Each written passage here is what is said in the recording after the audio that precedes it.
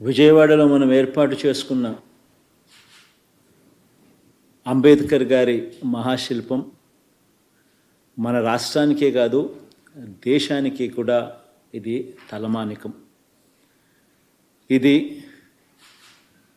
Statue of social justice, ఇది సామాజిక న్యాయ మహాశిల్పం. ఈ నెల 19వ తారీఖున చారిత్రక స్వరాజ్య మైదానంలో ఆవిష్కరించబోతా ఉన్న ఈ విగ్రహం దేశంలోనే కాదు ప్రపంచంలోనే అతిపెద్ద అంబేద్కర్ గారి విగ్రహం. ఇది 81 అడుగుల వేదిక మీద ఏర్పాటు చేసిన 125 అడుగుల మహాశిల్పం. అంటే మొత్తం మీద 206 అడుగుల ఎత్తైన విగ్రహం ఇది. ఆ మహానుభావుడి ఆకాశమంతటి వ్యక్తిత్వం ఈ దేశ సామాజిక, ఆర్థిక, రాజకీయ, మహిళా చరిత్రలన్నీ కూడా మార్చేలా దాదాపు 100 సంవత్సరాల క్రితమే ఆయన వ్యక్తం చేసిన భావాలు కలకాలం కూడా మన దేశాన్ని ప్రభావితం చేస్తూనే ఖచ్చితంగా ఉంటాయి.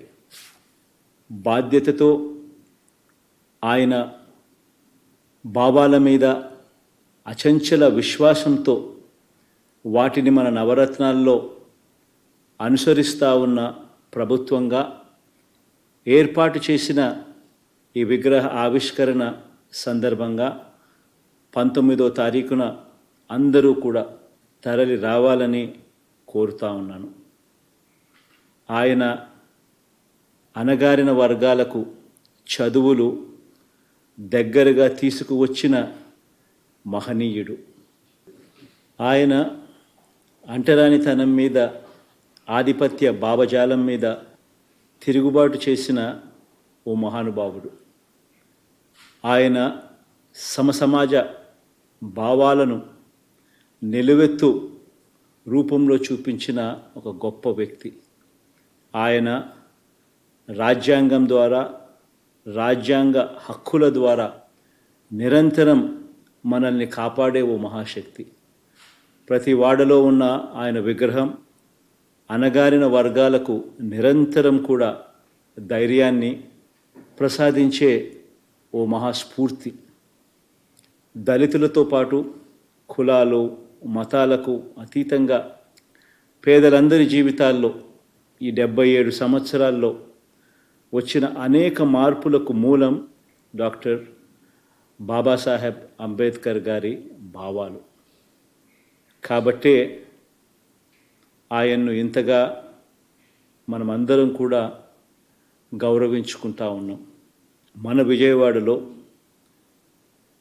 ఆవిష్కరిస్తూ ఉన్న ఈ మహాశిల్పం మన రాష్ట్ర చరిత్రలో సువర్ణాక్షరాలతో నిలిచిపోవడానికి మాత్రమే కాకుండా చరిత్రను తిరగరాసేలా 100 సంవత్సరాల పాటు స్ఫూర్తిని కూడా విగ్రహం ఇస్తూ పోతూ ఉంటుంది. ఇది మన సమాజ గతిని సమతా భావాల వైపు మరల్చడానికి, సంఘ సంస్కరణకు, పెత్తందారి భావాల మీద తిరుగుబాటుకు, రాజ్యాధికారంలో పేదల స్థానాన్ని సుస్థిరం చేసేందుకు నిరంతరం స్ఫూర్తి ఇస్తుందని విశ్వసిస్తున్నాను. జై Hind. Please subscribe dot news.